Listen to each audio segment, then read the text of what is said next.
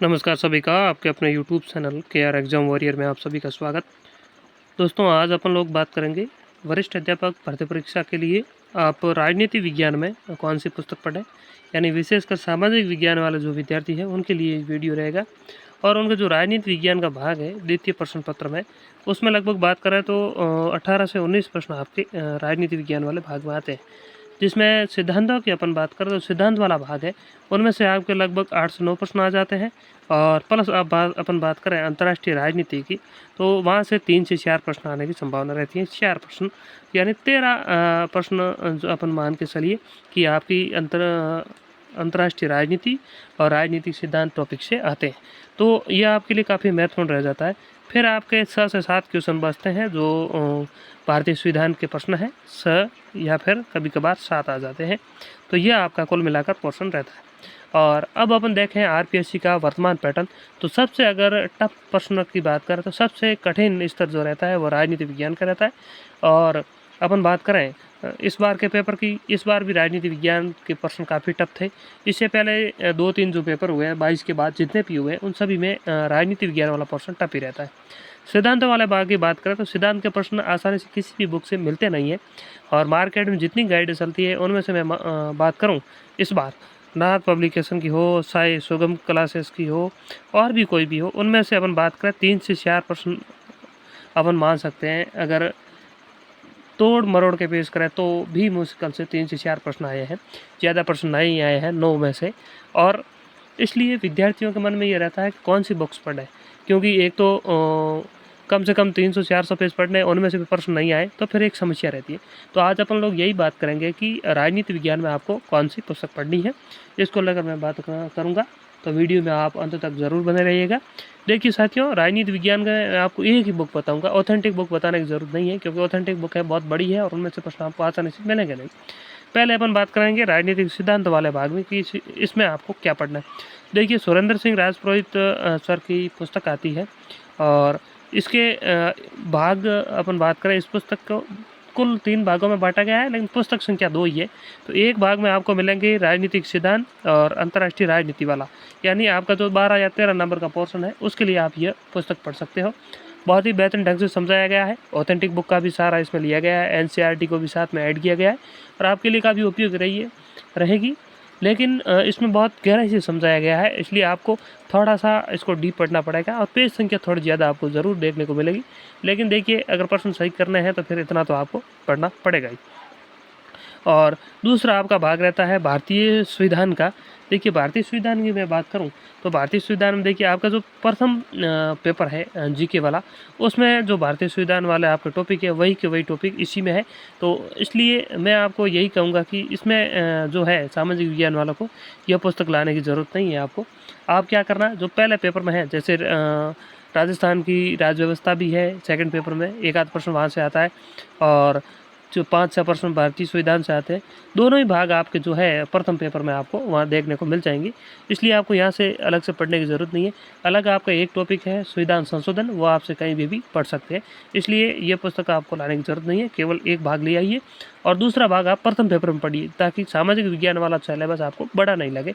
और प्रथम पेपर में मैंने आपको पहले ही बता दिया है, भारतीय संविधान के लिए आपको राहुल चौधरी की बुक लानी है, और राजस्थान की राज्य व्यवस्था के लिए भी राहुल चौधरी की बुक लानी है। दोनों ही अलग अलग बुक आती हैं, वो आप ले आइए और वहाँ से आपका कवर हो जाएगा। इस जो सामाजिक विज्ञान में भारतीय संविधान आपको पढ़ने की ज़रूरत नहीं है। फिर अपन बात कर लेते हैं, देखिए ये संविधान वाला टॉपिक था जो पोर्शन है, उसमें मैं आपको बता दूँ आपके कौन कौन से टॉपिक इनकी बुक में है। देखिए भारतीय की संविधान सभा जो और संविधान के भाग अनुसूचियाँ, ये 2 टॉपिक दोनों ही प्रथम पेपर के हैं, इसमें इन्होंने साथ में ऐड कर दिए हैं। और सामाजिक में बात करें, मूल अधिकार, नीति निर्देशिका, तो मूल कर्तव्य, राष्ट्रपति, उपराष्ट्रपति, प्रधानमंत्री, संसद, उच्चतम न्यायालय, उच्च न्यायालय, फिर स्थानीय स्वशासन, संघ और राज्य केंद्र जो संबंध होते हैं वह इसमें दिया हुआ है, और महान्यायवादी और नियंत्रण है महालेखा परीक्षक, ये आपके सामाजिक में है, और ये आपके राहुल चौधरी वाली बुक में आपको मिल जाएगी, इसलिए अलग से आपको यहाँ पर पैसे खर्च करने की ज़रूरत नहीं है। दूसरा आपकी जो थी अंतर्राष्ट्रीय राजनीति और सिद्धांत वाला टॉपिक, देखिए सिद्धांत वाला टॉपिक की बात करें तो सिद्धांत वाला जो टॉपिक है आपको 296 पेज में आपको मिलेगा। देखिए पेज संख्या ज़्यादा है और थोड़ा बहुत तो क्या है, जैसे ही कोई टॉपिक पूरा होता है, जैसे ये न्याय वाला टॉपिक है 30 पेज में है, तो इसमें लगभग थ्योरी 18 पेज के आसपास है, 12 पेज इसमें प्रश्न है, यानी अभ्यास भी आपको साथ में हो जाएगा। वस्तुनिष्ठ बुक अन्य अदर कोई लाने की ज़रूरत आपको नहीं है। स्वतंत्रता है, समानता, अधिकार, राज्य, संप्रभुता, शक्ति, सत्ता, वेदता, ये सभी 296 पेज में है और 296 पेज में 100 पेज के आसपास बात करूँ तो आपके वस्तुनिष्ठ प्रश्न है, इसलिए आपको तनाव लेने की ज़रूरत नहीं है। और भी कोई भी अच्छी गाइड या नोट्स वगैरह कुछ भी लाओगे, शायद कलाम के आप नोट्स पढ़ोगे तो भी वहाँ पर भी 150 पेज में वो नोट्स है और उससे मेरे को यह किताब बेहतर लगी, इसलिए आप ये पढ़ सकते। अंतर्राष्ट्रीय राजनीति में बात करूँ 297 पेज से मान के चलिए या कि 518 पेज, यानी 200 पेज में आपकी अंतर्राष्ट्रीय राजनीति है।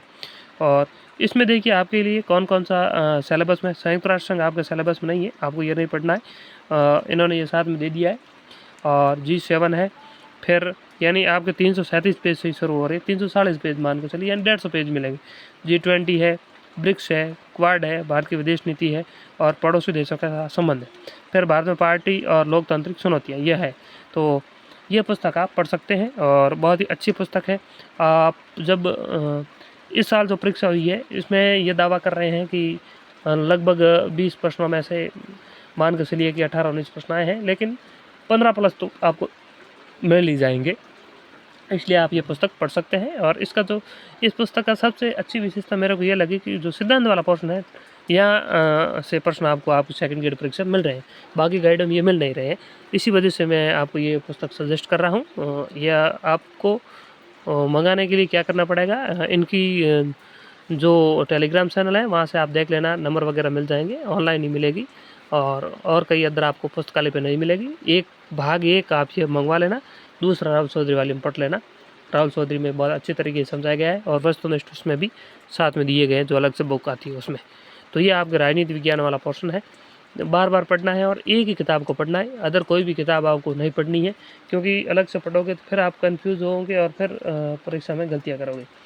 क्योंकि इस बार का अपन पेपर देखें तो लगभग मैं मान के चले जैसे शायद किसी भी पब्लिकेशन की अगर 8 के 8 गाइड की अपन बात करें तो 80 से 90% यानी 90% के आसपास प्रश्न मिल रहे हैं और 90% में से विद्यार्थी क्षेत्र सही करके आ ही जाता है और फर्स्ट पेपर थोड़ा ठीक ठाक हो जाए, उनका सिलेक्शन हो जाता है।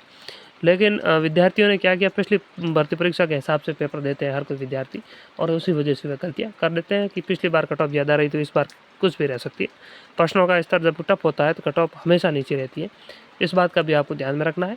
और आने वाली भर्ती की जब आप तैयारी करें तो इन बातों का भी विशेष रूप से ध्यान में रखें। जिस हिसाब से पेपर आ रहा है, आपको कितने प्रश्न आ रहे हैं उतने ही आपको हल करना है। तो ये राजनीति विज्ञान की बात हो गई है और अगले वीडियो में अपन आपके बाकी जो बचा सब्जेक्ट है उनकी भी बात अपन करेंगे, कौन सी गाइड आपके लिए या फिर बुक अच्छी रहेगी। अगर कहीं ऑथेंटिक बुक अच्छी रहेगी तो वो मैं बता दूंगा, अगर गाइड अच्छी रहेगी तो गाइड बताऊंगा। तो धन्यवाद साथियों, मिलेंगे अगले वीडियो में, तब तक के लिए धन्यवाद।